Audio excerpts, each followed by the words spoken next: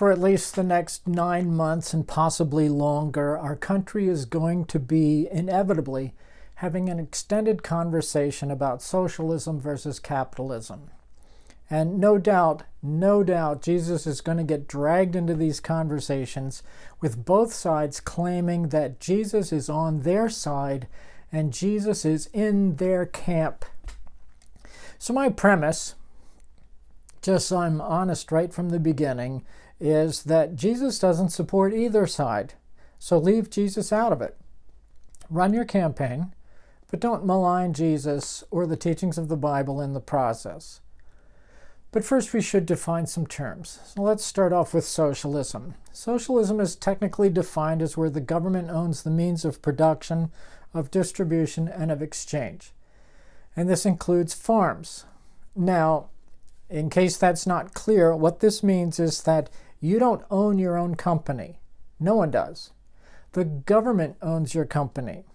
You don't put your own leaders in your company. The government does. They put in the leaders. They determine the product. They determine the quality. They determine the price. And they determine the distribution. And so, ideally, socialism is about redistribution of wealth. But in the real world, as we've been able to observe for the last century, that is not what happens. It has never happened that way. But that's the idea, that because the government controls all of this, the government makes it fair for everyone. And no one gets excessively rich and no one gets excessively poor. Ideally, socialism is about the government providing a vast array of government-run social services, but realistically speaking, all of those come at a very steep price that has nowhere ever proved to be effective. Are there benefits to socialism? Of course there are. There are pros and cons of everything. Are there injustices in socialism? Of course there are. There are pros and cons of everything. Just look at the cultures and the nations that have tried socialism. It has yet to work anywhere. And in most places it has been tried. The result has been a failed state, lousy products, and a less than adequate financial base for a comfortable lifestyle. And yet, ideally speaking, socialism has some things to say about it that seem to be very positive for society, in theory. So now let's talk about capitalism. Capitalism is technically an economic system of free enterprise and private ownership. And what that means is you get to start a company and you get to run your own company the way you want to run your own company. And your success or failure depends on your success or failure at what you do. The markets are dependent on your drive, on various circumstances, on the quality of your product, on the supply and demand of your product, and the responsiveness of the market. Are there benefits to capitalism? Of course there are. There are pros and cons of everything. Are there injustices in capitalism? Of course there are. Any place you put humans, you're going to find abuses. And capitalism is not exempt.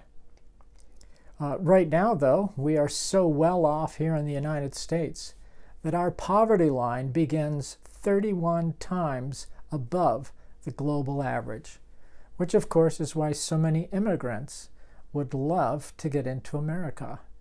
It's the American dream. But my purpose here is not really to discuss or analyze economic systems. Rather, I'm here to ask the question, which economic system would Jesus endorse? My answer, as I already expressed, is neither. We don't really have enough information on Jesus' fiscal commentary to make that decision. What we do hear Jesus say is how important people are. And that's really what Jesus talks about, how important people are, not about economic systems in particular. But let's go through it. Jesus' first comment comes in Matthew 6:3 as part of the Sermon on the Mount. And the principle that we hear him talking about is, be generous with people in need. And that's at least part of the teaching of the parable of the sheep and the goats in Matthew 25, and of the widow's giving spirit in Mark 12:41-44. Then further on in Matthew 6, verses 19-34, we hear Jesus say, and don't be greedy. Care more about spiritually valuable things than material stuff. Because what's really important in this life is our relationship with God and having our souls in a right status before God. That's not endorsing either economic system. It's saying be a human being and help take care of each other and be a person of generosity and not greed. Now, we also recognize through the Gospels that Jesus met and spoke with a lot of people who had great wealth. Only once did he ever ask the man to give it all away. That shows us something. Jesus was not advocating a particular economic system, nor was it a problem to him that some people have a lot of money. What's more important is, what is your attitude towards that money? How did you get that money, whether fairly or unjustly? And what are you doing with that money in terms of, are you just being greedy, or are you being generous with the money that you have? In Matthew 17:24-26, we read that Jesus agreed we should pay taxes. That's also in the given unto Caesar what is Caesar's tax that Jesus spoke. He was okay with paying taxes, and he paid his taxes every time we come across that situation. But we have to speak a little more specifically about the Gospel of Luke. The Gospel of Luke has more to say about money than the other Gospels. But at least part of that is because Luke, to some extent, uses riches to symbolize godliness. And he uses riches to symbolize godlessness. And he uses poverty to symbolize godliness. And so every time we come in the Gospel of Luke to some kind of teaching about the rich or about the poor, we have to understand that at least on some level, Luke is talking about godlessness and godliness, and not just about money. So we have to read layers of meaning in Luke. So the fiscal ideas that often come out in Luke are the dangers of wealth and how hard it is to be both wealthy and godly. And I agree with that. And I would guess that most people agree with that. Money can be a problem. And we all know that money can get a hold of you. Money can be addictive. Money can be a cruel master. And of course, in Timothy, Paul wrote that the love of money is the root of all kinds of evil. But further in Luke, for instance, in the Magnificat in Luke 1:53, Mary talks about the redistribution of wealth. But her point is not socialism, however. It's that godliness causes economic revolution, and godliness advocates for the poor. That's what Mary's point is. In Luke 12, we read of the parable of the rich fool. But Jesus' problem is not so much with the man's wealth as it is that he has not taken stock of the condition of his soul. In Luke 16, we read the story of the rich man and Lazarus. And again, it's not the man's money that was truly the problem.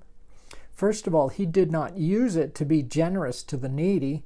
But second of all, the real point of the story is that he did not listen to Moses and the prophets. In summary, this goes too long. Jesus had a reasonable amount of things to say about our attitudes and the accumulation of money, but he had nothing to say about economic systems. He was neither an advocate of capitalism nor socialism. In other words, Jesus never tried to define the economic shape of society. He never advocated for a certain economy. Instead, he told us what people should be like, whatever system they're in. So please don't lasso Jesus and drag him into your camp to endorse your way of thinking. You have your opinion, that's fine. But let Jesus' teaching speak for itself. Thanks for listening. Feel free to make comments about what I've said. I'm open to conversation and to learning. Thanks for listening.